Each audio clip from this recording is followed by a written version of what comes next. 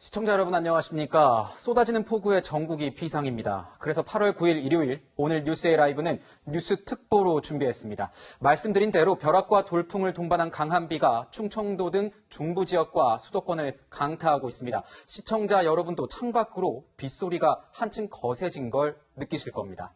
지역에 따라 최대 500mm 이상의 비가 예상되고 있습니다. 여기에 5호 태풍, 장미까지 북상하면서 추가 피해가 예상됩니다. 특히 이번 장마는 오늘로 47일째 계속되고 있고 인명피해도 9년 만에 최대치를 기록하고 있습니다. 취재기자 연결해 자세한 내용 알아보겠습니다. 자, 김민공 기자, 현재까지 전국 비 피해 상황부터 종합해 주시죠. 네, 어제 또다시 장마전선이 남부지방을 강타하면서 곳곳에서 피해가 잇따랐습니다. 어제 오후 10시 40분쯤 전북 장수군에서 발생한 산사태에 매몰렸던 실종자 2명이 사고 발생 6시간 만에 숨진 채 발견됐습니다. 어제 오후 12시쯤엔 섬진강 제방도 무너져 남원시 인근 주민 300명이 긴급 대피했고 주변 농경지와 마을 70여 가구가 침수 피해를 입었습니다. 올해 장마는 아직도 끝날 기미가 보이지 않는 가운데 현재까지 집중호우로 인한 사망자와 실종자는 모두 10명입니다. 9년 만에 가장 많은 인명피해 기록입니다.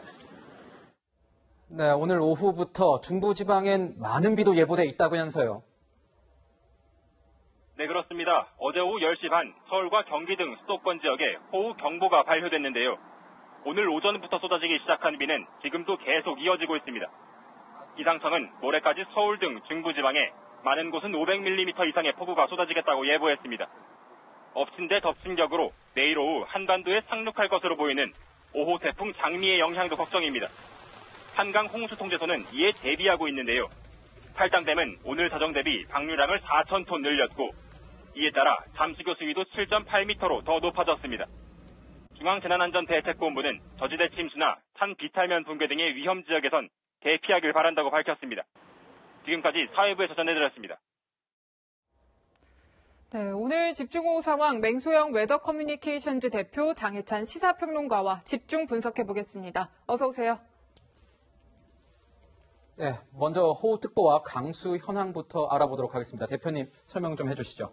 네, 어제까지는 남부지방을 중심으로 강한 비가 이어졌습니다. 다행히도 오전 9시를 시작으로 남부지방에 폭넓게 내려졌던 호우경보는 모두 해제가 됐고요. 지금은 강한 비가 주로 중부지방으로 집중을 하면서 중부 지역을 중심으로 호우경보가 계속해서 유지가 된 채 서울, 경기와 강원 영서, 강원 북부 지역을 중심으로는 시간당 10에서 30mm의 비가 내리고 있습니다. 이 호우경보는 3시간 동안 90mm의 비가 이어질 것으로 예상될 때 기상청은 예보를 하는데요. 네. 사실 이보다도 더 많은 양의 강도 높은 비들이 내리는 곳이 있습니다. 지금 서해상에서 발달한 비구름이 계속해서 경기와 충청 서해안 지역으로 유입이 되면서 지금 북한 지역을 지나면서 사선으로 지금 중부 지역을 가로지르면서 올라가고 있습니다. 그래서 네. 오늘까지 중부 지역을 중심으로는 많은 비가 집중될 것으로 예상이 됩니다. 네, 최근 사실 몇 년 동안의 장마를 보면 마른 장마라는 표현도 나왔었는데 이번 여름 장마는 좀 다른 것 같아요. 마른 장마다, 반쪽 장마다, 여러 가지 기상 패턴이 장마는 매년 좀 다양한 패턴으로 나타나기는 합니다만 올해와 같은 패턴은 좀 많은 분들이 좀 보지 못했던 패턴이다라고 얘기를 하는데요. 기후 변화로 인해서 두드러지는 특징이 과거의 장마면은 장마전선상에서 폭넓게 형성됐던 비구름의 영향으로 좀 전국 대부분 지역에서 좀 장맛비의 영향을 받은 게 과거의 장마의 패턴이라면 기후변화로 인해서 높아진 기온과 함께 다량의 수증기가 우리나라로 공급이 되면서 지금은 장마전선상에서 좀 좁게, 그러니까 이번과 같이 동서로는 긴데 남북으로는 폭이 좁은 그러니까 집중호우의 형태로 이어지는 게 넓게적으로 봤을 때 기후변화의 특징입니다. 근데 이번 비 같은 경우에는 특히 좀 많은 안 좋은 사항들이 좀 겹쳤는데요. 일단 비가 내리는 조건은 여러 가지입니다. 비구름 자체가 형성이 돼서 우리나라로 오는 경우가 있죠. 이를테면 기압골이 접근한다든지 저기압이 다가온다든지 아니면 지금과 같은 강한 저기압이 태풍이 다가오거나 그리고 이렇게 장마전선처럼 강력한 어떤 세력에 따른 두 공기가 부딪히면서 나타나는 전선상에서 비도 있고요. 그리고 공기가 모여지면서 다량의 수증기가 유입이 되면 또 그때도 비가 나타날 수 있는데 지금의 장맛비가 이 세 가지의 조건이 모두 다 지금 계속 교차하면서 나타나고 있습니다. 그래서 이번 비 같은 경우에도 지금 중국 지방에서 저기압이 다가오는데 이 저기압으로 인해서 이 지금 북태평양 고기압은 남쪽으로 잠깐 밀려났습니다. 근데 이 밀려난 틈에 저기압은 다가오고 이 북태평양 가장자리를 따라서 저기압에 계속해서 수증기를 유입을 시켰거든요. 네. 그렇기 때문에 좀 이번에도 남부지방에 강도 높은 비가 내린 겁니다. 네, 비가 내리는 가장 안 좋은 조건들 세 가지가 모두 다 이번에 포함된다라고 말씀해 주셨는데 그렇죠. 혹자들은 이런 얘기도 많이 해요. 동남아성 그런 폭우가 내리는 것 같다. 게릴라성 폭우, 뭐 야행성 폭우다. 이것도 이번 장마의 어떤 특징이 될 수 있을 것 같은데. 그렇죠. 많은 분들은 올해의 장마로 인해서 이제 기후변화의 혹독한 실체를 좀 경험을 했지만 과거 10년 전부터 기후학자들은 우리나라를 건기와 우기로 나눠야 된다라고 할 정도로 장맛비 이후에도 8월 달에 집중호우가 이어지는 한반도의 패턴은 이미 시작이 됐었습니다. 네. 근데 지금 이번 장마가 일찍 시작된 게 아니라 좀 늦게까지 버티고 있기 때문에 지금 남쪽에서는 덥고 습한 공기가 어느 정도 확장이 돼야 되는 상태이기 때문에 그러니까 이 남쪽의 공기도 지금 힘의 세력이 강하고 북쪽에서도 이례적으로 버티고 있기 때문에 이게 8월의 장마가 이어진다라는 것 때문에 더 많이 체감을 하는데요. 사실 과거에 학자들은 10년 전만 해도 이 여름철에 집중호우가 많이 강해지고 있기 때문에 우리나라도 건기와 우기로 나눠야 된다라고 하는 그런 의견은 사실 10년 전부터 팽팽하게 맞섰습니다. 그 야행성 폭우도 이번 그 장마의 특징 중에 하나인 거죠? 그렇죠. 지구 온난화로 인해서 기온이 상승하게 되면은 이 공기들의 움직임이 좀 많아집니다. 그러니까 공기들의 움직임 사이에 들어갈 수증기들이 들어갈 공간이 많아지기 때문에 되게 네. 기온이 높아지면은 수증기량이 많아진다라는 표현을 많이 하지 않습니까? 그래서 이미 다량의 수증기가 많아진 상태인데 특히 밤이 되면 이 다량의 수증기가 구름으로 응결이 돼서 비구름을 강하게 발달시킬 수 있는 조건이 되고요. 그리고 밤이 되면은 좀 바람의 방향이라든지 이런 것들이 일정해지기 때문에 밤 동안에 수증기 유입이 더 많아집니다. 그렇기 때문에 요즘 최근 들어서 좀 밤에 주로 강한 비가 내리는 패턴이 두드러지고 있는 겁니다. 네. 참 어제는 사실 남부지방에도 비가 굉장히 많이 내렸습니다, 평론가님. 그래서 뭐 섬진강 제방까지 무너졌어요. 주변에 뭐 침수가 상당한데요. 네, 당국은 섬진강 제방이 50에서 100m 정도 무너진 것으로 추정을 하고 있는데 네. 근처에 물살이 워낙 거세기 때문에 직접 다가가서 정확한 피해 사실까지는 아직 확인하지 못하고 있는 상황이고요. 관할 소방서뿐만이 아니라 인접한 소방당국의 장비와 인력까지 총동원하는 이제 대응 2단계를 발효해서 피해 수습과 구조에 나서고 있습니다. 지금 이 집중호우 때문에 제방이 무너진 것뿐만이 아니라 섬진강댐 물을 방류할 수밖에 없는 상황이 펼쳐져서 예. 하류에 위치한 임실과 무주 지역 마을도 물에 잠겼다고 하는데요. 인근 지역 마을들 지금 보시는 것처럼 그렇죠. 네. 아파트도 보이고 예, 이것이 예. 뭐 농경지뿐만이 아니라 주민들이 거주하는 거주 지역까지도 이렇게 물과 강이 범람한 모습이 보이고 있기 때문에 추가적인 피해 대책을 마련하는 것도 급해 보이는 상황입니다. 예, 지금 방금 이제 화면으로 보시는 게 이제 차량들도 물이 너무 많이 오니까 지붕만 보이고 아예 마을 자체가 다 물로 지붕만 보이고 있습니다. 예, 뒤덮였습니다. 굉장한데요. 이 드론 촬영으로 저희가 이제 비행으로 촬영을 한 건데 정말 큰 피해가 더 없었으면 좋겠고요. 이 영상을 보면은 이제 이 물난리를 직접 겪으신 분들이 이거를 이제 제보를 해주신 영상들인데 영상 찍으실 때는 항상 안전, 첫 번째도 안전, 두 번째도 안전입니다. 안전에 유의하셔야 됩니다. 그 점 꼭 유의하시기 바랍니다. 자, 그러면 오늘 좀 레이더 영상을 보면서 저희 대표님께 설명을 좀 드려야 될 것 같아요. 오늘 레이더 영상 보고 좀 자세한 비구름 상황 좀 설명을 해주시죠. 네. 지금 앞서 설명을 드린 것처럼 시간당 강한 강수대가 집중이 되는 곳은 중부지방입니다. 서울, 경기와 강원도 지역인데 대개 이 레이더 영상 요즘에 많이 이제 화면에서 나오지만 초록색과 파란색으로 표시되어 있는 게 일반적으로 우리가 말하는 보통적인 비입니다. 네. 그런데 노란색이나 주황색, 빨간색, 급기야 보라색 수준이 집중호우를 야기시키는 강도 높은 비가 내리는 건데요. 오늘 밤까지는 중부지방에 이런 강한 비가 이어지고 이 강한 비구름대는 북한 지역으로 밀려날 것으로 보입니다. 지금 당장 5호 태풍 장미가 북상하면서 우리나라의 상륙 여부에 대해서 이제 많은 분들이 궁금해하시는데 지금 이렇게 강한 비구름대가 북한 지역으로 올라가는 것은 장마 전선이 북상하면서 북태평양 고기압을 힘있게 밀어같이 올리고 있기 때문인 건데요. 지금 우리 지역의 중부지방의 비는 오늘 밤까지 영향을 주고 내일 오전에는 대부분 소강 상태, 네. 남부지방도 빗방울 정도의 수준으로 머물겠지만 이제는 이제 북한 지역의 강수 상황 상황, 비의 상황도 우리가 놓치지 말아야 될 게 북한 지역의 많은 양의 비로 인해서 댐 수위가 올라가게 되면 예. 우리나라에도 피해를 줄 수 있기 때문에 이 북한 지역에 앞으로 이제 비가 집중되는 상황도 좀 지켜볼 여부가 있겠습니다. 네, 저희가 레이더 영상을 보자고 했는데 화면이 좀 준비가 안 된 것 같아서 그 점 좀 양해해 주시기 바랍니다. 자, 이게 말씀을 듣고 나니까 궁금한 게 좀 아주 자세하게 좀 설명을 부탁드리고 싶어요. 비가 어느 지역에 지금 많이 올 것 같으세요? 일단 모레까지 예상되는 강우량을 살펴보시면 이 내일 전국이 비가 내리고 중부지방은 앞서 말씀드린 것처럼 낮 동안 소강사태지만 중부지방은 모레까지 100에서 300mm, 많은 곳은 500mm 이상의 비가 내리겠고요. 남부지방과 제주도도 모레까지 100에서 200mm, 경남과 제주 그리고 지리산 부근 아무래도 지형적인 영향, 이 강한 비구름이 산을 만나게 되면 산을 넘는 과정에서 발달하고 네. 바다를 만나게 되면은 수증기가 붙기 때문에 비의 재료가 더 많이 발달을 할 수 있는 그런 조건으로 됩니다. 그래서 잠시 소강 상태에 접어든다 하더라도 모레까지 이 많은 양의 비가 예보되어 있기 때문에 계속해서 좀 비 피해에 대한 대비를 하셔야 될 것 같습니다. 네.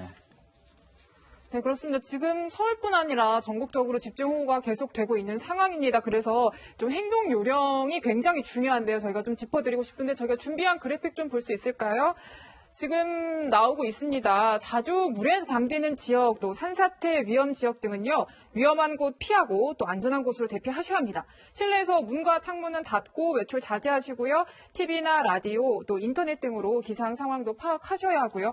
또 하천변, 해안가 등 침수 위험 지역에서는 사람 또 차량, 급류에 휩쓸리지 않도록 대피 꼭 해주셔야 합니다. 또 응급약품, 손전 등 식수, 비상식량 등도 준비하셔야 하고요. 네, 등산객, 피서객 등 계곡이나 비탈면 절대 가까이 가시면 안 됩니다. 안전한 곳으로 대피해야 되고 이 정도는 괜찮겠지 이런 생각 버리셔야 됩니다.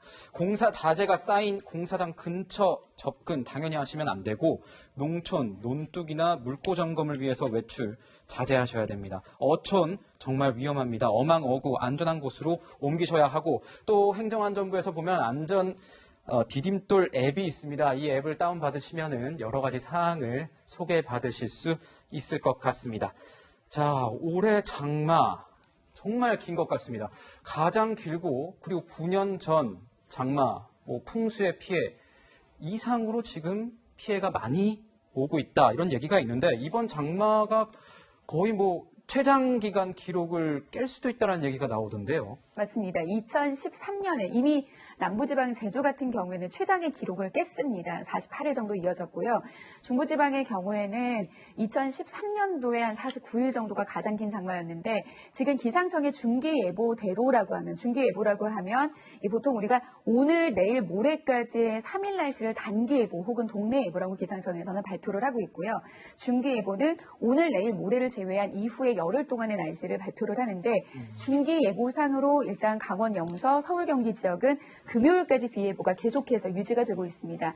그리고 남부지방의 비는 모레인 화요일 오전까지 비가 내릴 것으로 보고 있습니다. 그렇군요. 그렇게 된다면은 한 52일 정도의 최장 기간이 되지 않을까 기록을 깨는 경우입니다. 그렇군요. 그렇습니다. 네. 지금 이 장마가 끝나면 태풍이 오늘도 오고 있다는 소식도 들려오는데 또 다른 태풍들도 걱정을 해야 할 수도 있다고 하더라고요. 그렇죠.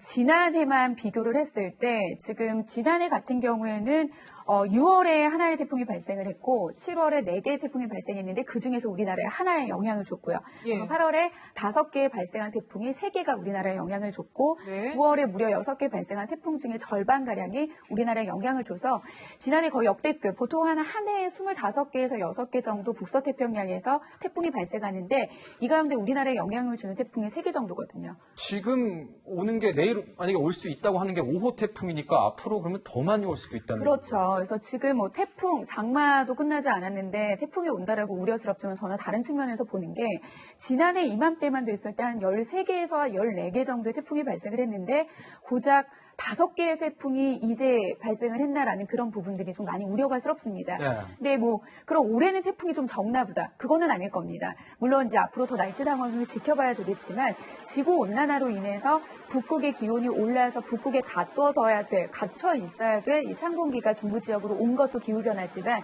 전 지구적으로 기온이 올라갑니다. 그렇게 되면 다량의 수증기가 지금 적도 부근에서 굉장히 쌓여 있는 상태거든요. 네. 해소시켜줘야 됩니다.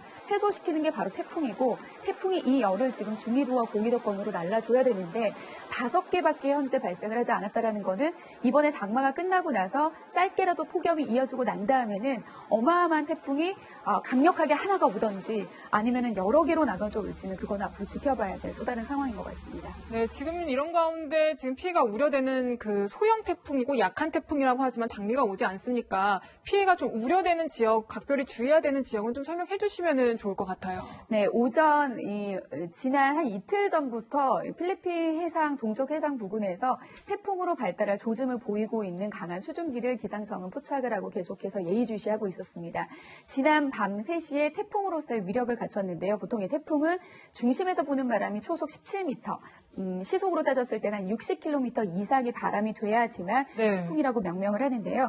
오전 3시 일본 오키나와 남남서쪽 해상에서 지금 우리나라로 북진하고 있습니다. 그래서 오늘 밤 서귀포는 사실상 그러니까 남쪽 먼바다, 서귀포가 아니라 제주도 남쪽 먼바다는 사실상 태풍의 간접적인 영향권에 들었다고 보시면 될 것 같고요. 예. 그리고 내일 오전 9시가 되면은 서귀포 부근 해상까지 직진을 하고요. 예. 그리고 내일 낮이 되면 부산, 경남, 해안 부근까지 지나서 지금 그림으로 보시는 것처럼 대하대역보다는 조금 더 북쪽으로 치우쳐서 영남 일부 지역을 조금 지나쳐서 빠져나갈 것으로 한반도 보입니다. 남부 지역을 완전 강타하고 간다고 볼 수도 있을 것 같네요. 강타까지는 아닌 게요. 지금 이 빨간색 원으로 표시되어 있는 게 태풍의 한 15m 초속의 바람의 영향권에 드는 반경이 될 수 있는데 네. 보통 태풍은 태풍의 중심에서 오른쪽 반원을 위험한 반원이라고 합니다. 왜냐하면 태풍의 진로와 시계 반대 방향으로 중심으로 불어들어오는 바람의 가속도가 붙기 때문에 지금 보시는 그림에서 태풍 예상도의 그림에서 이 원의 한 오른쪽 부분이 더 위험하기 때문에 거의 뭐 남부지방이 위험 수준의 위험 반원에 들어온다라고 보기는 조금은 힘듭니다. 하지만 예. 영향은 있겠죠. 태풍도 대비 요령 있습니다. 태풍 대비 요령 좀 알아보도록 하겠습니다. 거의 집중호우 때와 비슷한데요. TV 등 기상정보 지속적으로 상황 파악하시고요. 또 중요한 게 이 가족, 지인들과 연락을 해서 위험 정보를 공유하는 겁니다. 특히 노령인 분들 많으시거든요. 노령인 분들 이런 정보 얻기 힘드십니다. 그러니까 전화해 주시고 문자 남겨주셔서 어디에 계신지 어디는 가지 마라 이런 거 꼭 말씀해 주시면 좋겠고 또 뭐 침수, 피해가 갈 것으로 보이는 도로나 지하차도, 교량, 통행 당연히 안 됩니다. 그리고 정전 시에는 혹시 불이 날 수도 있으니까 양초 대신에 휴대용 랜턴을 준비하셔서 사용하시는 게 좋을 것 같습니다. 네, 저희가 또 집중적으로 살펴봐야 할게요. 춘천 의암댐 선박 전복 사고입니다.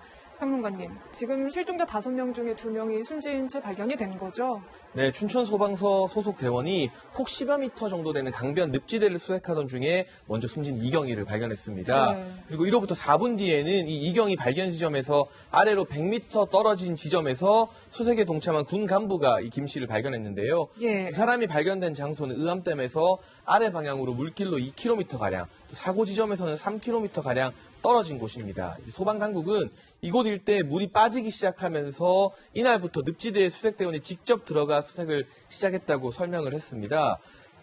생각보다 사고 시점보다 또 굉장히 많이 떨어진 곳에서 이 실종자들이 사망 상태로 발견이 되었었기 때문에 앞으로도 수색 범위가 더 확대돼야 하는 것 아니냐. 그에 따라 필요한 이 수색 인원, 소방당국의 인원도 더 늘어날 것으로 전망이 됩니다. 이게 보면은 수색 작업이 계속 지금 벌어지고 있는 것 같은데 그 범위가 굉장히 넓어지는 것 같습니다. 네, 지금 말씀드린 것처럼 수색 범위가 넓어질 필요성이 있기 때문에 소방당국에서도 더 많은 소방과 경찰 구조견 10마리 같은 경우도 오늘 오전 9시부터 현장에 투입이 됐는데요. 네. 지금 현재 의암댐 방류량 같은 경우도 수색 작업을 돕기 위해서 초당 2,100톤 방류하던 것을 1,800톤으로 줄였어요. 그렇지만 여전히 굉장히 많은 양의 물들, 강물들이 댐을 지나서 방류되고 있기 때문에 원활한 수색에는 진행이 되기까지 조금 더 어려운 상황이고 지금 현재 안개가 많이 끼어 있고 해당 지역 때문에 또 유속이 워낙 세고 흙탕물이 보시는 영상에도 보시지만 물 색깔이 굉장히 탁해서 육안으로는 물의 내부의 어떤 상황들을 파악하기가 굉장히 불가능에 가깝습니다. 따라서 당국에서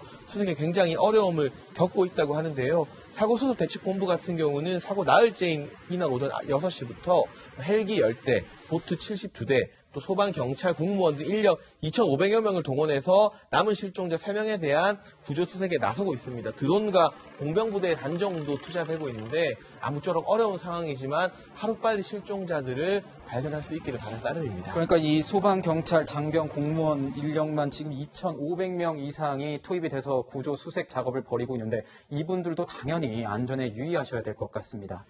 네, 참 이 안타까운 사고가요. 대형 수초섬의 유실 사고를 막던 과정에서 일어났던 겁니다. 평론가님. 지금 며칠째 논란이 계속되고 있는 게 이 작업을 누가 지시했느냐 이거죠. 네, 사실 이재수 춘천시장 같은 경우는 본인이 이 인공섬 의암호를 떠내려가게 내버려 둬라는 지시를 했다고 말을 합니다. 그런데 현장에 나가 있는 춘천시청 소속의 주무관이 이미 현장이다, 인력을 투입했다라고 말을 했다는 것인데 지금 사실 사고 당시에 자력 탈출한 60세 안모 씨가 네. 사고 당일 담당 공무원으로부터 수초섬이 떠내려간다면서 도와달라는 요청을 받았다는 이 전화가 있다는 증언을 확보했다고 했는데요.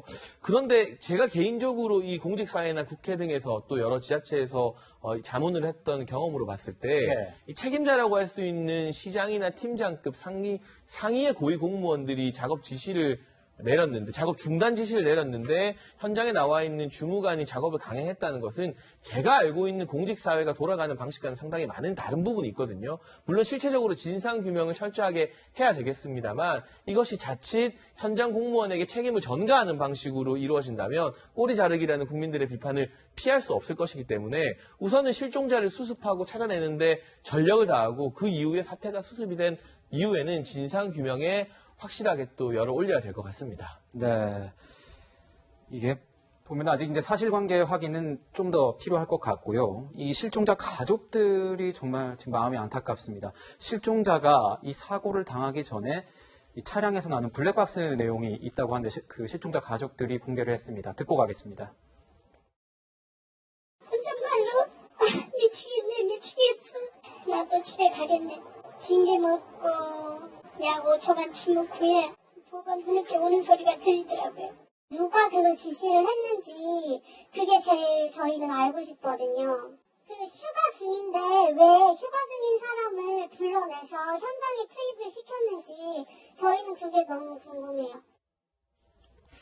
네, 지금 실종자 가족의 목소리까지도 들었는데 지금 억울하다 하면서 청와대 국민청원까지 올라온 거 아니겠습니까? 진상을 밝혀달라고요. 네, 그리고 뭐 사고 당일에 블랙박스에 녹음된 뭐 전화 내용 같은 경우도 지금 공개가 되고 있는데요. 네. 사실 이 춘천시에서 현장 작업 지시를 했다, 강행했다. 지금 어떻게 보면 책임을 미루고 있는 이 이모 주무관 같은 경우는 해당 팀의 막내에 해당된다고 합니다. 그리고 사고가 일어난 당일 휴가 중이었는데 그럼에도 불구하고 이 수초섬 고정 작업에 나섰다고 하거든요.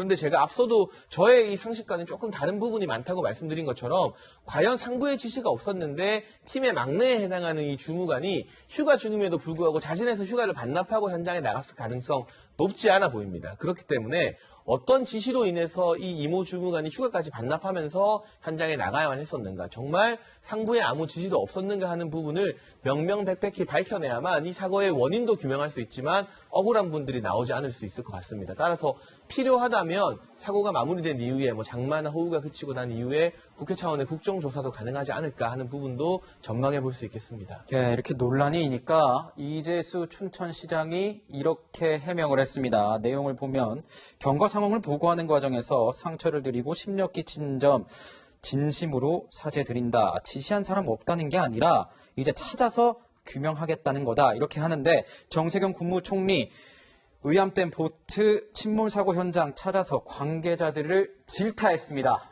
듣고 가겠습니다. 이런 사고가 또 났으니 국민들께 뭐라고 들고 말씀을 드릴 수가 있겠습니까? 참 안타깝고 그런 짝이 없습니다.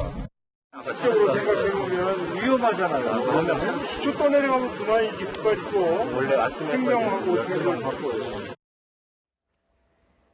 네, 철저한 수사가 필요해 보이는데요. 좀 평론가님 앞으로 수사 상황은 어떻게 전망하십니까? 제가 봤을 때 결국 어떤 지시가 있었느냐 진상규명을 밝히는 쪽으로 수사가 이어지게 될 것 같은데 예. 지금 춘천시 입장 같은 경우는 담당 국장과 계장이 이 실종된 이모 주무관에게 떠내려가도 좋으니 그냥 내버려 두라는 지시를 했다고 밝히고 있습니다. 그렇다면 어떻게 보면 이미 이 책임을 현장에 나가 있는 실무자나 민간 업체에게 전가하는 쪽으로 춘천시에서 말을 맞춰서 가능성도 조심스럽게 배제할 수만은 없는 상황이기 때문에 이게 춘천시의 내부적인 자체 조사만으로는 국민들이나 실종자 가족들이 납득하기 어려운 상황까지 이미 와버리게 된 것 같습니다. 그렇다면 국무총리 산하에서 태스크포스를 만들어서 외부 조사를 하던 앞서 말씀드린 것처럼 국회 차원의 진상조사를 나서던 춘천시가 아닌 춘천시청이 배제된 그런 외부의 어떤 공정성 있는 기관이 이 조사를 나서야만 실종자 가족들 그리고 지금 이모 주무관의 가족분들도 납득을 할 수 있지 않을까 싶습니다. 네, 저희가 이렇게 의암댐 사고 내용을 놔두다 보니 또 기상과 관련된 속보 내용이 좀 나오고 있습니다. 대표님께 여쭤봐야 될 것 같은데 태풍 관련해가지고 좀 새로운 소식이 들어온 것 같아요. 태풍 오전에 발표된 이 소식의 맥락이고요. 지금 이 태풍이 좀 많은 분들이 이제 약하다. 좀 작은 태풍이다라고 했을 때 좀 많이 좀 안심을 하실 것 같아서 그렇지만 보통 이 중심기압에서 한 우리 차바, 영남 지역에 많은 비를 뿌리고 강풍의 기록을 남겼던 태풍은 중심기압에서 950 헥토파스칼 정도의 강한 저기압이었는데 지금 이번 태풍은 그것에 비해서 한 100 헥토파스칼이면은 사실 태풍치고는 정말 많이 작기는 하거든요. 네. 그리고 바람의 강도도 한 지금 중심에서 부는 바람이 초속 18m 정도면은 태풍치고는 좀 작기는 하지만 이게 초속 한 60m 이상 간판이 떨어질 수 있을 정도의 강한 바람인데 초속 15m의 바람의 반경이 지금 우리나라 전체 직경으로 따졌을 때 400km이기 때문에 우리나라를 덮고도 남은 정도의 사이즈이기는 하거든요. 예. 이 태풍이 오늘 이제 제주도에 접근을 하면서 태풍 예비특보도 지금 발효가 돼 있는 상황입니다. 그래서 오늘 오후가 되면은 제주 먼바다에 태풍 특보가 내려지겠고요. 오늘 밤이 되면은 제주 전 주변 해상과 남해안 지역까지 태풍특보 발효가 되고 밤사이 그리고 내일 오전까지는 거의 남부 대부분 지역. 오후 그리고 밤이 되면 이 동해안 지역을 중심으로도 태풍특보가 확대될 가능성이 있습니다. 그러니까 비가 멎다 하더라도 바람이 강해지기 때문에 바람으로 인해서 일어나는 또 산사태에 대한 피해도 좀 있기 때문에 주변 시설물 점검도 많이 하셔야 될 것 같습니다. 네, 방금 이제 산사태 부분 이제 콕 집어서 말씀해 주셨는데 지금 사실 산사태 위기 경보 중에 가장 높은 수준인 심각 단계가 전국 시도 16개 지금 내려진 거 아니겠습니까? 맞습니다. 지금 산사태 위기 경보를 격상을 했는데요. 지금 산사태 경보면은 굉장히 심각 단계, 4단계, 관심, 주의, 경계, 심각 단계 중 가장 높은 단계에 있는데 지금 발령된 지역이 제주를 제외한 전국 대부분 지역으로 내려져 있다는 점 아주 위험한 상황입니다. 네, 이 산사태. 그러니까 지금 장마로 굉장히 집안이 약해져 있는데 또 태풍까지 다가오면 아무리 소형 태풍이라고 하더라도 그렇죠. 그 피해가 더 커질 수 있으니 조심해야 되는 것 아니겠습니까? 그렇습니다. 태풍은 우리가 이제 산사태는 우리가 막을 수가 없습니다. 현재로서는 지금 너무나도 많은 양의 비가 내렸고 남부 지역 같은 경우에는 거의 여름철 1년의 절반이 돼야 되는 이 비의 양이 거의 한 사나흘 만에 내린 꼴이 되는 거고 3개월 동안 여름 한철에 내려다 비의 양이 지금 단기간에 머금고 있는 상태이기 때문에 굉장히 위험합니다. 그래서 산사태 피해를 최대한 막기 위해서는 좀 전조 현상을 좀 살펴볼 필요가 있는데요. 바람이 불지 않는데도 나무가 흔들리거나 나무가 평소와는 다르게 조금 기울어져 있거나 뿌리가 보이는 그런 곳에서는 빨리 피하시는 게 좋을 것 같고요. 경사면에서 갑자기 물이 샘솟는 경우 그리고 계곡물이 불거나 탁해지는 경우도 주변의 산 지역의 산사태 발생 위험이 높은 상태라는 겁니다. 그리고 흙냄새나 나무 냄새가 심하거나 산이 울리거나 산울림이 들리는 현상이 있을 때에도 주변 지역에서 빨리 벗어나시는 게 위험을 피하는 방법이 되겠습니다.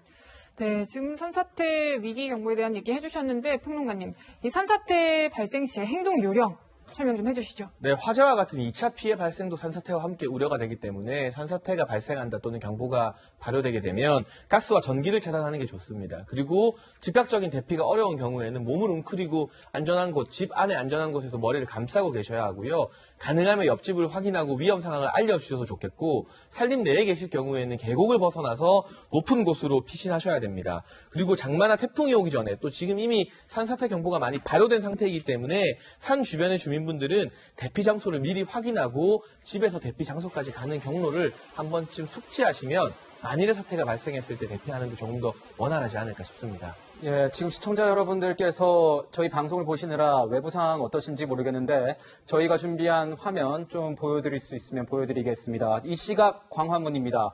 비가 좀 내리고 있습니다. 조금 전까지만 해도 굉장히 세차게 내렸는데 지금은 약간 소강 상태이긴 한데 차량이 평상시에 비해서 주말이긴 하지만 차량이 평상시에 비해서 굉장히 적어진 그런 모습도 보이고 있습니다. 자, 지금 아까 저기 대표님께 조금 여쭤보고 싶었던 게 있었어요. 이 북한 쪽에 비가 많이 와서 우리가 좀 유의를 해야 된다.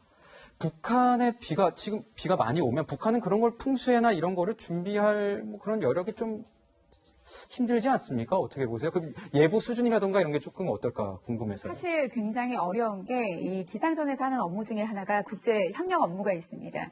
그러니까 북한과의 기상 교류도 활발하게 해야 되는 이유가 뭐냐면 우리는 지형적인 부분에 있어서 북한의 날씨가 굉장히 우리나라에 영향을 미치거든요. 그러니까 이를테면 뭐 황사 같은 경우에도 북한을 지나서 오기 때문에 북한의 상황을 관측사항을 파악을 해야 되기 때문에 우리나라가 북한과 좀 앞으로는 기상 상황이라든지 기상 정보도 교류하는 것도 앞으로의 굉장히 필요한 이 과제이기도 합니다. 네. 지금 북한 지역도 아마 지금 이제 추측이지만 기상청에서 확인한 바로는 거의 1000mm에 가까운 많은 양의 비. 그러니까 우리나라랑 거의 뭐 비슷하게 1년에 내려야 될 비의 절반 이상의 비가 많이 내리기 때문에 아마 그곳의 그 피해 상황도 만만치는 않을 겁니다. 근데 요즘에 또 들어보면은 이 소식을 접하다 보니까 기상 예보 뉴스를 정말 많이 보지 않습니까? 근데 기상청을 뭐라고 하는 건 아닌데 기상청이 요 며칠 뭐 최대 120mm 올 거다 그랬는데 비 안 온 날도 있었고 약간 기상청의 이 확률, 맞출 확률이 조금 떨어지지 않았나 싶거든요. 물론 이번 이제 비가 그치고 난 다음에 어떤 부분에서 좀 예보를 하는 데 있어서 어려움이 있었는지에 대한 문제는 꼭 짚고 넘어가야 되기는 합니다. 근데 이 예보라고 하는 거는 단순히 이제 굉장히 단순한 작업은 아닙니다. 지금 어느 지역에서 어느 정도 비가 내렸는지에 대한 관측 시스템과 정교하게 만들어진 이 방정식으로 산출되어 있는 수치 예보 시스템의 자료와 함께 예보관들의 오랜 기간의 경험치가 합산이 돼서 나오는 게 예보인데요. 지금 현재로서 조금 이해를 돋구기 위해서 좀 드릴 수 있는 말씀은 이 기술력, 우리나라가 전 세계에서 한 6위 정도 수준의 예보 기술력을 가지고 있기는 하지만 이 예보라는 영역 자체가 불가능의 영역을 좀 뛰어넘는 이 분야이기 때문에 좀 앞으로 좀 우리가 개발해야 될 어떤 기술 과제라든지 이런 것들은 앞으로 향후에도 좀 많이 좀 이제 투자도 하고 좀 연구를 해야 되는 부분이라고 생각합니다. 예, 지금 화면에 보시면은 뭐 솥대를 지금 구급대원, 소방대원들이 구하는 영상도 보이는데 그만큼 지금 소방대원들, 뭐 구급대원들, 그리고 공무원분들이 굉장히 구조와 수색에 어려움이 많습니다. 항상 안전에 유의하시고 정말 모쪼록 더 이상 인명피해 없었으면 합니다. 네, 비 피해 없도록 각별히 조심해야겠습니다. 맹수영 대표와는 여기서 인사 나누겠습니다. 감사합니다. 지금부터는 청와대 소식을 좀 짚어보도록 하겠습니다. 노영민 대통령 비서실장을 포함한 청와대 고위 참모 6명 일괄 사표를 제출했다는 소식 저희가 이번 주 정치 주요 뉴스로 전해드렸었습니다. 선별적 사표 수리가 이루어질 거라는 관측 속에서 이르면 내일 후임자가 발표될 것으로 보입니다. 네, 취재기자 연결해 자세한 상황 알아보겠습니다. 자, 강병규 기자, 노영민 비서실장과 김회숙 인사수석은 유임될 것이란 관측도 나오고 있죠. 네, 사의를 표명한 6명의 참모 가운데 노영민 대통령 비서실장과 김회숙 인사수석은 유임될 것이라는 관측이 나옵니다. 노영민 비서실장은 대통령 업무를 보좌하는 만큼 후임자가 확정될 때까지 자리를 지켜야 한다는 이유고 김회숙 인사수석은 고위공직자 인사실무를 책임지는 만큼 청와대 개편, 개각 업무를 마무리하고 사표가 수리돼야 한다는 이유입니다. 하지만 부동산 여론 악화 원인으로 떠오른 김조원 민정수석과 김거성 시민사회 수석, 여론 대응에 실패한 강기정 정무수석, 윤도한 국민소통수석은 교체될 것으로 보입니다. 그렇군요. 청와대는 후임자 검증에 착수했다고요? 네, 청와대는 곧바로 후임자 검증에 착수했습니다. 김조원 민정수석 후임에는 신현수 전 국정원 기조실장과 노무현 정부 사정비서관을 지낸 이재순 변호사, 김호수 전 법무부 차관 등이 검토되는 것으로 알려졌는데요. 강기정 정무수석 후임에는 최재성 전 민주당 의원과 박수현 전 청와대 대변인이 거론되고 있습니다. 노영민 비서실장 후임에는 우윤군 전 주러시아 대사와 양정철 전 민주연구원장 등이 물망에 오르고 있습니다. 문재인 대통령은 주말 동안 고심한 뒤 다음 주 사표 수리 여부를 결정할 것으로 보입니다. 후임자 발표 역시 자연스럽게 다음 주 중에 진행될 것이란 관측이 나옵니다. 지금까지 정치부에서 채널A 뉴스 강병규입니다. 네, 지금 이 시간부터는 김태현 변호사, 김관옥 개병대 교수도 함께합니다. 어서 오세요. 네, 안녕하세요. 네, 이번 한 주 정치 뉴스 헤드라인 이걸로 도배가 됐습니다. 청와대 일괄 살표. 정치부 기자들도 이게 일괄사표 이렇게 낸 적이 거의 없는 걸로 기억을 해서 굉장히 당황했던 걸로 기억을 하고 있습니다. 이제 이번 주 내내 관련된 내용 많이 접하셨고 또 교수님 나름대로 많이 들으셨을 텐데 이럴 수밖에 없었던 이유, 뭐 다주택자 본인들이 말하기에는 다주택자들에 대한 뭔가 이런 종합적인 자기네들 논란에 대해서 종합적으로 책임을 지는 모습이다 이렇게 얘기를 했는데 어떻게 보세요? 이게 뭐 맞는 겁니까? 이렇게 그 참모진들이 일괄적으로 사표를 내는 거. 그러니까 지금 문재인 정부에서 이런 일괄 사표 뭐 이런 것들이 인사 조치된 적이 거의 없었어요. 그래서 책임을 묻거나 뭐 이런 형태의 어떤 인사 조치가 없었는데 지금 이 상황은 일종의 이제 책임을 이제 통감하고 스스로가 사의를 표명하는 그런 형태의 이제 인사가 이루어진 것이죠. 인사의 명분은 이겁니다. 종합적인 책임을 지겠다. 그러니까 뭐 다주택자에 한해서 뭐 이것이 아니라 전체적으로 여러 가지 지금 여건이 겪고 있는 어려움들이 있잖아요. 그러니까 뭐 부동산뿐만 아니라 박원순 전 시장 문제라든가 윤미향 의원의 문제, 거기다가 이제 국회 일방적 운영이라든가 뭐 여러 가지 사실은 국민적 불만이 있는 부분에 대해서 총체적으로 좀 책임을 지는 과정을 이번 인사를 통해서 이제 만들어 가겠다. 그러니까 지는 모습을 보여드리겠다. 뭐 이런 거 같아요. 그래서 대통령에게 뭔가 인적 쇄신의 어떤 계기를 만들어서 이 국정이라든가 뭐 이런 국면을 좀 전환할 수 있는 계기를 좀 제공한다는 그런 차원에서 이것이 이루어졌다. 이렇게 해석을 합니다.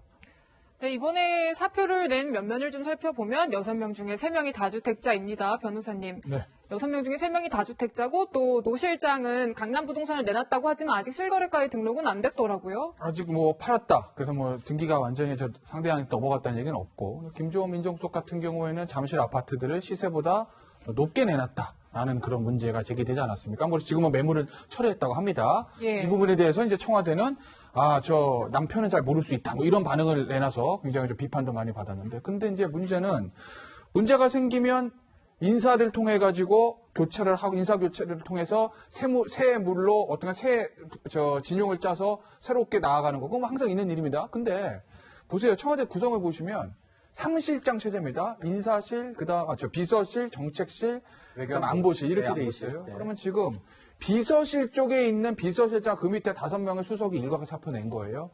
그러면 이제 이게 이 부동산 논란을 정무적인 관점에서 이거 정무적인 관점에서 뭔가 정무적인 관점에서 대응이 잘못됐고 어떤 대국민 홍보도 잘못됐고 그래서 문제가 생긴 거다라고 하면 비서실장 산하 수석들 다 바꾸는 게 맞죠. 근데 이게 부동산 정치가 아니라 부동산 정책이 잘못돼서 이렇게 지금 여당과 대통령 지지도가 조금 하락 국면에 들어갔다라고 판단이 들면 그러면 비서실이 아니라 정책실을 손대야 되는 거 아니겠습니까? 김상수 정책실장 산하에 있는 경제수석이라든지 이 주무부서인 김영미 장관이라든지 이 부동산 정책에 관련 있는 사람들을 손을 대야 되는데 그건 그냥 놔두고 지금 어디가 손 보는 거죠? 정무 라인에 손을 본 거예요. 과연 이걸 청와대라든지 또는 노영민 비서실장이 현 사태의 근본적인 원인, 근본적인 해결책이 어디 있다고 짚는 것인지 거기에 대해서 의아할 수밖에 없는 거죠. 네, 저는 교수님께 좀 여쭤보고 싶은데 저도 전화를 받았습니다. 전 정권 이제 청와대 고위 관계자가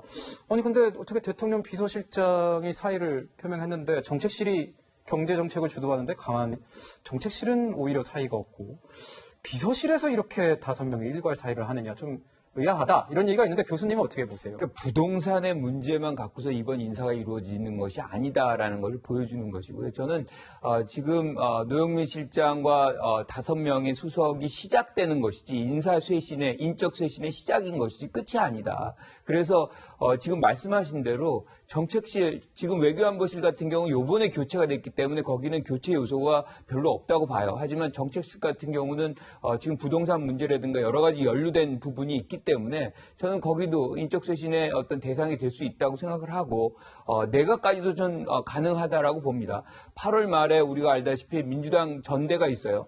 새로운 지도부가 구성이 된다면 내각, 청와대, 당 모든 이제 새로운 진영을 짜가지고 후반기 문재인 정부의 어떤 국정을 운영해 나간다는 차원에서는 지금이 인적쇄신의 시작인 것이지 마무리가 아니다 이렇게 생각을 합니다. 네, 뭐 이런 집단 사표 과정에 영향에는 부동산 논란이 분명히 있었을 거라 생각이 되는데 그 일련의 과정 속에서 청와대 해명이 좀 매끄럽지 못했다 이런 생각이 들어요, 평론가님. 네, 예를 들어 김조원 민정수석 같은 경우 이제 다주택자였습니다. 강남에만 집이 2채가 있었는데 그중에 잠실 아파트를 주변 시세보다 2억 원 높게 내놨다는 보도가 있었죠. 그래서 사실은 팔고 싶은 마음이 없는 것 아니냐는 비판이 일자 청와대에서 남자는 부동산 가격 이런 거 잘 모른다. 이런 식의 해명을 해놓았거든요. 결과적으로 그 책임을 김조원 수석의 배우자에게 돌리는 것이 아니냐. 이게 어떻게 청와대의 해명일 수 있느냐. 오히려 비판 여론이 더 커진 바가 있었죠. 이런 일련의 과정 속에서 사실상 청와대 내부적으로 노영민 비서실장과 김조원 민정수석 사이에 갈등이 불거진 건 아니냐는 추측까지 제기되었기 때문에 부동산 문제도 문제고 이 청와대 고위 참모들의 다주택 여부도 문제지만 그것을 국민들에게 풀어가는 해명의 과정에서 오히려 청와대가 내부 참모들과의 사이에 갈등도 키우고 국민들의 신망도 잃었다는 평가가 지배적인데요. 결과적으로 이 논란을 수습하기 위한 방식조차도 더 큰 논란을 낳아버린 것 같습니다. 이러한 이 사의 표명이 책임지는 것이다라고 판단하는 국민들보다는 결과적으로는 집 팔기 싫어서 사표 내겠다는 것 아니냐. 청와대의 수석 자리나 실장 자리보다는 강남의 집 한 채가 더 소중한 것이다. 이렇게 바라보는 국민 여론이 제가 판단하기에는 훨씬 더 높아 보이기 때문에 네. 이걸 마지막으로 정리하는 과정조차 매끄럽지 못하고 의도한 것과 달리 오히려 청와대 참모들의 부동산 논란은 사의 표명으로 인해서 더 크게 불거질 가능성이 높다. 이 부분 청와대의 정무적 판단이 사실상 대단히 아쉬운 부분이고요. 그래서 정책실의 책임도 당연히 배제할 수 없겠지만 정무적인 부분을 컨트롤하는 비서실의 책임 역시 매우 중하다고 보여집니다. 네, 방금도 이제 평론가님께서 말씀하셨지만 노영민 대통령 비서실장 집을 팔라고 했습니다. 근데 이때 김조원 민정수석과 뭔가 악연이 있어서 두 사람 사이에 갈등이 있는 것 아니냐 이런 얘기가 흘러나왔거든요. 어떤 얘기인지 과거 영상부터 보고 가겠습니다. 직접 나오시게 된 이유가 뭐예요? 법무관 차원에서 특별히 아무도 못하는 건데 성실하게 답변했어요. 노영민 위원은 예산국회가 열리고 있는 과정에 콘서트를 열었던 것과 이후에도 위원회가 안에서 일부 책을 판매한 것은 당의 품위뿐만 아니라 본인의 품위를 크게 훼손한 것으로 판단을 해서 당 윤리심판원에 엄중한 징계를 요청하기로 그렇게 결정했습니다.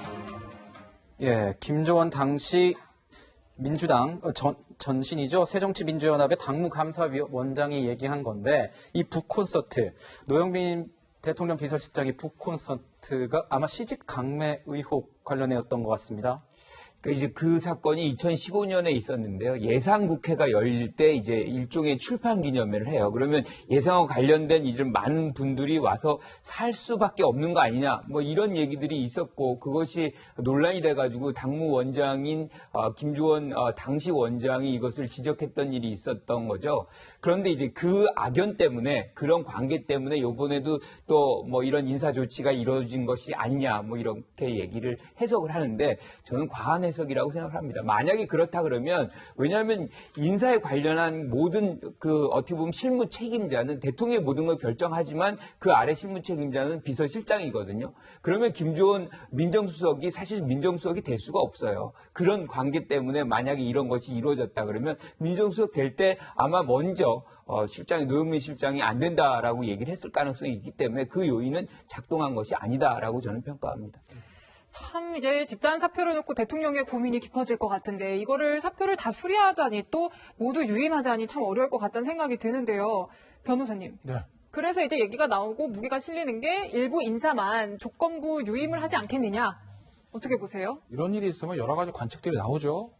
이제 결과는 뚜껑 열어봐야 아는 거고 주초되면 대통령의 어떤 입장 발표가 나올 것 같은데 글쎄 모르겠습니다. 이 사표 수리 과정이 어떤 과정을 거쳐가지고 이렇게 사표가 제출된 건지 정확히는 알 수는 없으나 지금 상황에서 뭐 얘기 나오는 게 노영민 실장하고 예를 들어서 김혜석 인사수석 사표를 반려할 수도 있다라는 이제 보도가 나오는 것 같은데 뭐 김혜석 인사수석 뭐 그렇다 칩시다. 여기서 만약에 노영민 실장 사표 반려하잖아요. 더 희한한 얘기가 나오는 이건 신임을 하는 것이거든요.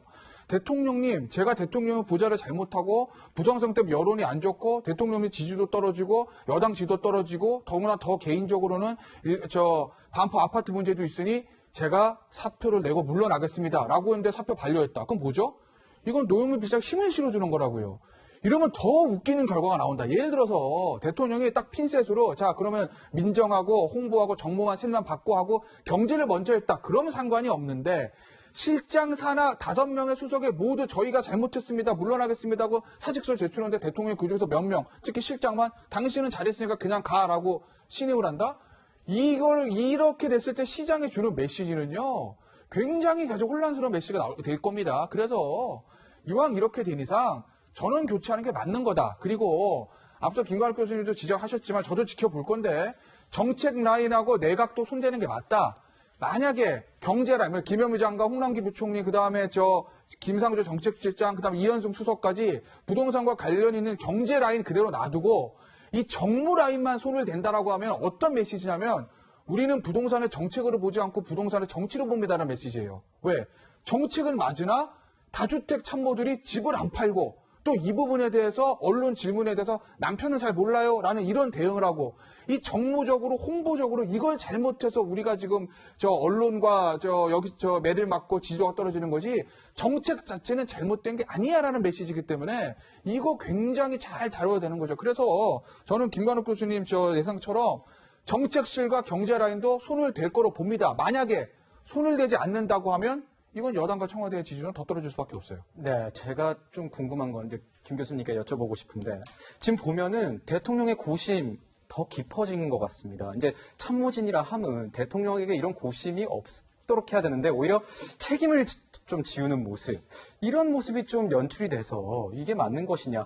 비서진과 참모진은 숨소리마저도 책임을 져야 된다. 이런 얘기가 있는데 오히려 책임을 전가하는 모습에 대해서 좀 이렇게 무리를 일으킨 것 아니냐. 이런 얘기도 나와요. 그러니까 지난 몇 달 동안을 본다 그러면 어떤 문제점들이 발생을 하면 이 참모진들이 그걸 문제 해결적인 어떤 역량들을 보여줘야 되는데 오히려 문제를 심화시키고 부담을 대통령이 지우는 그런 효과들을 많이 보였거든요. 이제 그런 차원에서 아마 다 사의를 표명했던 것 같은데 지금 비서실장이 유임되는 것은 저는 유임된다고 보지는 않습니다. 그런데 왜 이제 유임된다는 얘기가 나오냐면 인사위원회 위원장이 실장이거든요. 그러니까 실장이 먼저 바뀌든 나중에 바뀌든 그래야지 인사가 이루어지기 때문에 지금 유임 얘기가 나오지만 지금 제 생각에는 지금 인사를 하고 나서 바뀔 가능성이 저는 있다고 봐요. 아니면 먼저 실장을 바꿔가지고 실장 중심으로 새로운 인사를 하든가. 그래서 그 둘 중에 하나의 방식으로 인사가 처리가 될 것이다. 이렇게 생각합니다.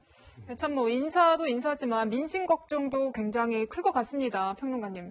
지금 이제 여당에서 임대차 3법, 부동산 세법 다 강행 처리를 하고 나서 이 민주당의 지지율을 보면 좀 심상치가 않아요. 네, 여러 여론조사 데이터가 있겠습니다만 전반적으로 민주당 지지율이 과거에 비해서 조금 꺾이고 있는 가운데 미래통합당 지지율이 상승하고 있는 추세를 보여주고 있는 것은 사실입니다. 그렇기 때문에 더불어민주당 지도부 내부에서도 생각보다 여론의 반발이 거세다. 이 부동산 문제나 임대차 3법 문제, 이 176석 가지고 밀어붙였던 것이 오히려 후폭풍을 지금 불러일으킨 것이 아니냐는 그런 고민이 깊다고 합니다. 그래서인지 이 민주당 김태년 원내대표와 통합당 주호영 원내대표의 비공개 만찬에서 김태년 원내대표가 우리가 절차적으로 좀 미안한 부분이 있었다. 임대차 관련해서. 앞으로는 그러지 않겠다고 하면서 유감의 뜻을 표명했다는 비화까지도 주호영 원내대표가 밝혔는데요. 사실 더불어민주당 같은 경우는 지금의 전국에서 마음먹으면 통과시키지 못할 법안이 없습니다. 그래서 이 부동산 법안 같은 경우도 거대 여당의 힘을 발휘해서 통과시켰는데 이번에 어떻게 보면 뜨거 대입맛을 본 셈이죠. 남아있는 과제들이 공수처법도 개정안 나온 자 이런 이야기도 하고 있고요. 또 다른 문제, 행정수도 이전 문제에 관련해서도 야당의 동의나 협조가 필요한 상황인데 이 두 가지 큰 산 앞에서 이번에 경험을 미루어 타산지적 삼는다면 부동산법처럼 강행하기만은 조금 어려워진 전국이 될 것이다. 그런데 이미 야당 같은 경우는 임대차 3법을 통과하는 과정에서 여당에게 지금 단단히 화가 나 있는 상황이기 때문에 앞으로의 남은 두 공수처나 행정수도 이전 같은 주요한 이슈에서 과연 야당의 협조를 이끌어낼 수 있을 것인가, 이 부분이 여당에게는 큰 숙제로 남아있게 되는 것이고, 청와대 입장에서도 지금 사의를 수리해도 문제, 안 해도 문제인 진퇴양난의 형국에 빠져있기 때문에 앞서 저는 문재인 대통령에게 이 참모들이 오히려 짐을 주고 있다는 인식에 상당히 동의하는데, 문재인 대통령의 고민도 이 같은 여론조사 지표를 보면서 더욱더 깊어지게 될 것 같습니다. 네, 이 민주당 지지율 심상치 않아 보이는데 이게 부동산 입법 관련된 얘기라는 거를 지금 주호영 원내대표가 얘기하는 전언에 따르면 김태년 원내대표도 어느 정도 알고 있는 것 같습니다. 지금 보면 근데 전세 가격이 역대 최다 엄청 최고치라고 합니다. 그렇죠. 그럼 이렇게 되면 결국은 여당에서는 계속 뭔가 이 부담, 책임을 계속 가져갈 수밖에 없는 거 아닙니까? 부동산 정책 어떤 실패 가능성에 대한. 그렇죠. 임대차 3법의 핵심이 이제 2+2잖아요. 그러니까 4년 동안 한 분이 계속해서 갱신 가능하다라고 생각하니까 임대인의 입장에서는 그것을 감안하고 이제 초기 단계에 이제 처음에 계약할 때 굉장히 높은 폭으로 임금을 즉 전세가를 올리는 거죠. 그러다 보니까 지금 전세가가 굉장히 큰 폭으로 올라가고 있어요. 일정 부분 이것이 현실이라는 것을 지금 정책 결정자들이 그 인식을 해야 됩니다. 그리고 그 올라간 부담이라는 것은 결국에는 이 정부가 보호하려고 하는 세입자의 부담으로 간다는 것 확실히 인지를 하고 이 부분에 대해서 보완책을 좀 제시할 필요가 있겠다 이렇게 생각합니다. 참 이 정책 중에서도 임대사업자 관련한 이 주택 정책이 굉장히 논란이 됐는데 혜택을 취소한다고 했다가 반발이 거세지니까요. 변호사님, 네. 일부 혜택은 또 다시 냅둔다고 한 거 아니겠습니까? 오락가락하는 모습을 보이고 있는데요. 그래서 이제 정책에 사실 일관성이 있어야 되거든요. 근데 이제 워낙 부동산 대책들 많이 나오고 그 대책이 실시됐을 때 발효 시기가 예를 들면 소급하는 것도 있고 소급하지 않는 것도 있고 향후에 실시하는 것도 있고 바로 실시하는 것도 있고 그래서 이게 법이 통과돼도 언제부터 내가 거기에 해당되는지를 지금 세무사나 부동산 전문가 공인 중개사 잘 모른다는 거예요. 워낙 대책들이 많으니까 많이 쏟아져 나오니까. 그런데 지금 이 임대주택자 같은 경우에도 원래 혜택을 줬었잖아요. 이번에 안 준다고 그랬다가 반발이 나오고 또 소급해 문제가 생기니까 다시 좀 일부는 줘볼까 하는 얘기가 나온다는 거죠. 그러니까 현대 자본주의 사회에서 정부가 시장에 아주 개입을 안 하고 그냥 니들 마음대로 시장 마음대로 이렇게 방치할 수는 없습니다. 어느 정도 이제 시장에 개입할 수밖에 없어요. 하지만 시장에 개입하는 정도가 너무 지나치면 그게 그 정책을 통해서 달성하라고 또 숨기는 것보다 역기능이 커지기 마련이거든요. 지금 현 정부의 부동산 정책이 딱 그런 식으로 흘러가고 있다고 저는 보기 때문에 조금 일관성 있는 장기적으로 볼 수 있는 어떤 정책이 좀 나와야 될 거라고 저는 봅니다. 네, 부동산 정책 관련된 얘기를 좀 나누고 있는데 공급 대책도 굉장히 중요하지 않습니까? 공급 대책 발표를 했는데 그러니까 시장에서는 공감을 못 사고 있다 이런 얘기가 많이 나오는 것 같습니다. 평론가님. 대표적인 게 이제 공공 재건축인데요. 용적률을 상승시켜주고 고도 제한을 35층에서 풀어서 50층까지 짓게 해주는 대신에 그로 인해서 발생하는 초과 수익에 대해서 대부분 정부가 가져간다는 겁니다. 50에서 70% 정도를 기부 체납 받겠다는 것인데 그렇게 되면 이 조합 입장에서는 사실 이득은 없어요. 건축비가 절감되는 것도 아니고 본인들에게 들어오는 이 이득은 없는데 오히려 세대수만 늘어나게 되면서 거주 편의성은 떨어지게 되고 임대단지가 많이 들어오게 되면 아무래도 조합원들 입장, 원거주민 입장에서는 반기기 힘든 조치거든요. 네. 결과적으로 이 문재인 정부의 부동산 정책이 시장을 이해하려고 하는 것이 아니라 규제 등을 통해서 시장을 찍어 누르려 한다는 것이 문제라고 수많은 전문가들이 지적하고 있는데 이번에 공급 대책 같은 경우도 이 재개발이나 재건축 대상인 조합원들이나 시장의 어떤 순수한 욕망 이것 우리가 무조건 죄라고 탓할 수만 없거든요. 이 부분에 대해서 이해하면서 이끌어 가려는 것이 아니라 우리가 풀어주는 대신에 정부가 주도하는 공공임대 세대를 더 많이 내놓아라. 이런 식으로 일방적인 밀어붙이기 정책이 되어버렸단 말이죠. 그래서 지금 서울신문 보도에 따르면 10개의 이 재건축 조합 가운데 9개 이상은 이 부분에 대해서 반대하고 있다는 보도도 나오고 있습니다. 실질적으로 정부에서 가이드라인으로 제시한 만큼 공공재건축을 통해서 공급 효과를 내기가 상당히 어려워 보이는 상황인데 그렇다고 해서 이미 발표한 정책을 지금 뒤엎으면서 조합의 이익을 더 많이 안겨주자니 지금까지 내세웠던 문재인 정부의 철학과는 또 다른 부분이 되어버린 겁니다. 이현우 의원 같은 경우 최고위원 후보이기도 한데 본인들이 국회를 장악한 4년 동안은 이 재건축 조합에게 이익을 주지 않을 것이라고 인터뷰에서 밝히기도 했거든요. 이런 식의 일방적인 찍어 누르기 공급 대책은 제가 봤을 때 규제 일본도의 기존 정책과는 다른 점이 별로 없기 때문에 시장에서의 호응도 크지 않은 것 같고요. 지금도 이 공급 대책이 나왔다고 해서 매매가가 잡히고 있느냐? 전혀 그렇지 않습니다. 결과적으로는 시장의 욕망을 이해하는 그런 정책을 펼쳐야만, 정책 기조를 바꿔야만 이 주택 공급 정책도 실효성을 띠지 않을까 싶습니다. 네, 지금까지 이제 23번째 부동산 대책 발표 이후에 후폭풍 짚어봤는데요. 이 청와대 집단 사표의 이 수립 형태는 주목해서 좀 지켜봐야겠습니다. 네, 저희는 이제 화나요 뉴스로 넘어가겠습니다.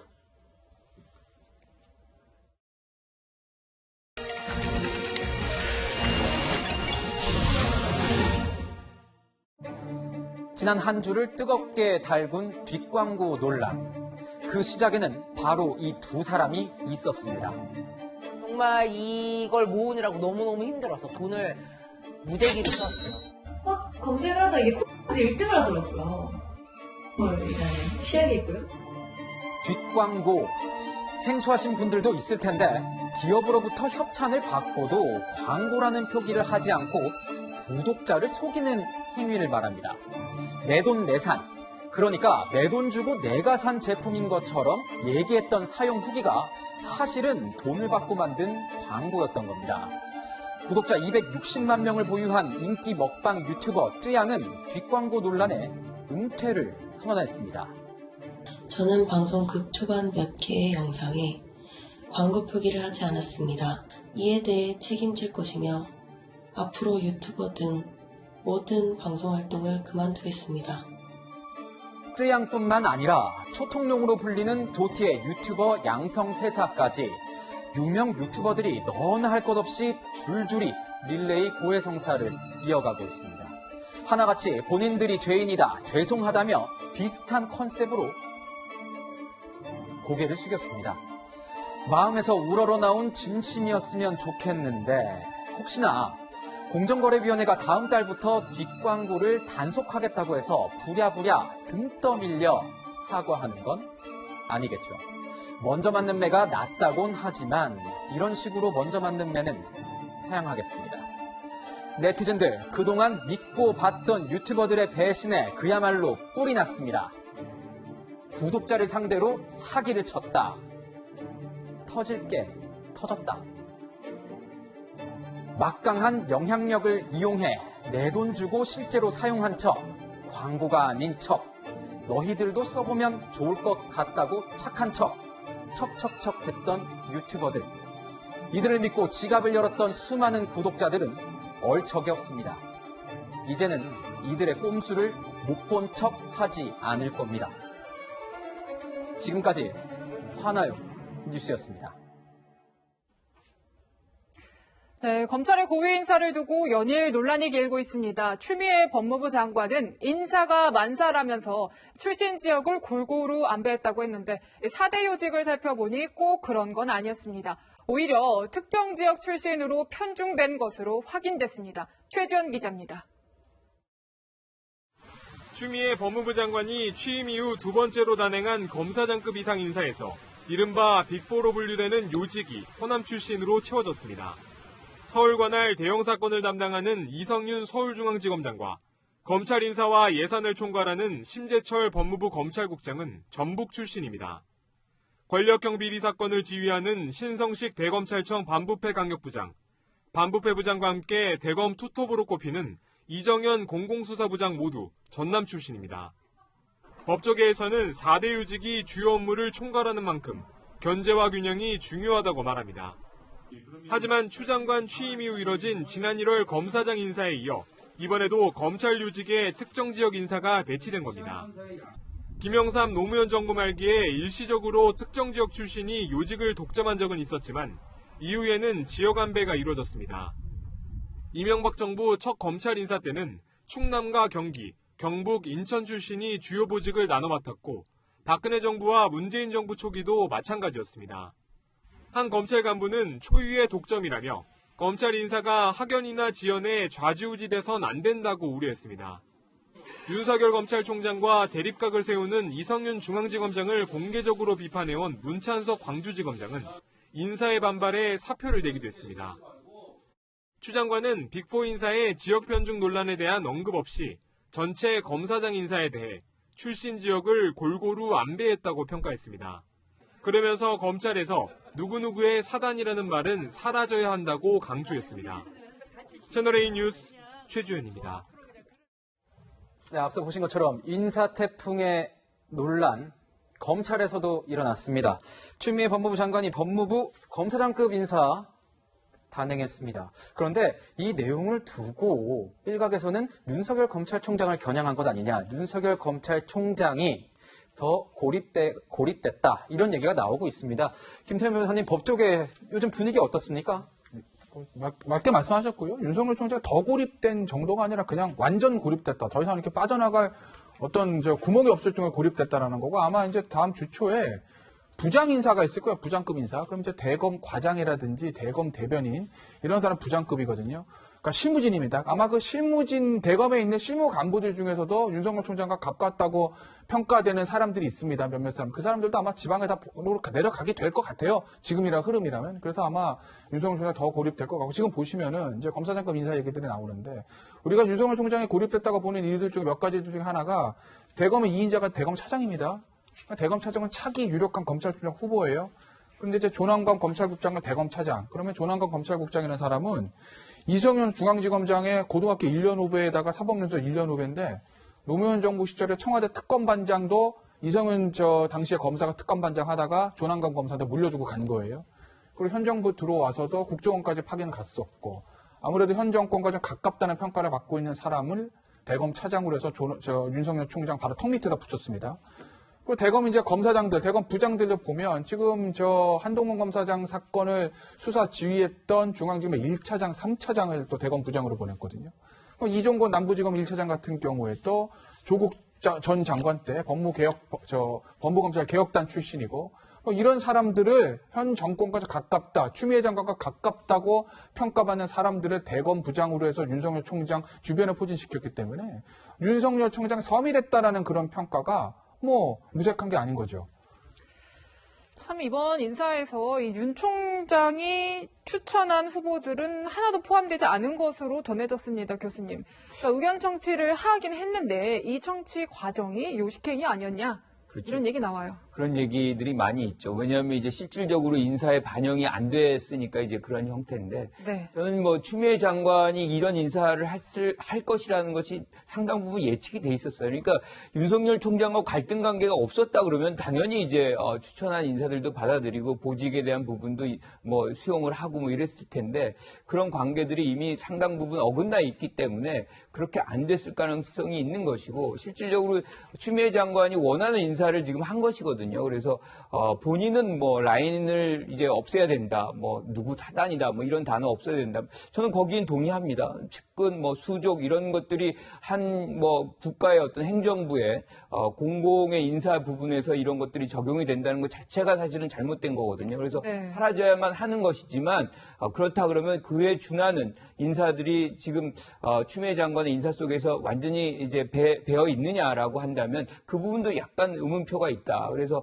전체적으로 우리가 이런 한 방향으로 나가는 것, 즉 측근 배제하는 그런 인사 어떤 행태 이런 것들은 필요하지만 지금 모든 부분에서 이것이 같이 이루어져야 될 것 같다 이렇게 생각을 합니다. 네, 이번 인사를 두고 추 장관이 본인의 SNS에 올린 글이 있습니다. 함께 보시면서 얘기를 좀 나누고 싶은데요. 인사가 맞다. 이제 검찰에서 누구누구의 사단이라는 말은 사라져야 한다.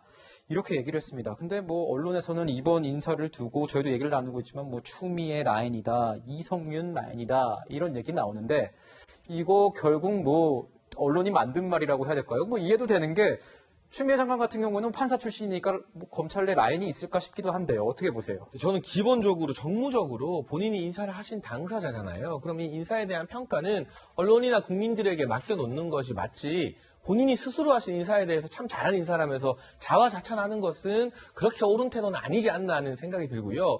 이 부분에 대해서는 지켜보는 국민이나 언론마다 관점에 따라 다양한 시각은 있을 겁니다. 그러나 분명한 것은 이성윤 중앙지검장이 유임됐지만 이성윤 지검장과 가까운 인사들의 승진과 약진이 돋보인다는 부분입니다. 서울중앙지검에 있었던 이 신성식 중앙지검 3차장, 이정현 중앙지검 1차장 같은 경우가 모두 대검의 어떤 주요 요직으로 갔고요. 네. 특히 이제 심재철 대검 반부패 강력부장 같은 경우는 검찰의 장례식 사건이 있었죠. 기억하시는 분들 계실지 모르겠습니다만 장례식장에서 이 조국 전 장관 수사와 관련해서 조국 전 장관 수사를 강력하게 해야 된다는 검사와 언쟁을 벌였던 그 당사자입니다. 어떻게 본다면 지금 현 정부의 실세라고 할 수 있는 조국 전 장관 수사에 있어서 다소 미온적인 또는 유보적인 태도를 보였던 검사들이 대거 약진하는 것이 아닌가 하는 그런 의혹 또한 언론에서 제기하고 있는 부분이기 때문에 이번 인사가 추미애 장관의 말처럼 다른 어떤 것도 고려하지 않고 전문성과 현장에서의 헌신만 고려했겠느냐. 그런 것이라면 언론이 먼저 나서서 정말 깜짝 인사다라고 판단했겠지만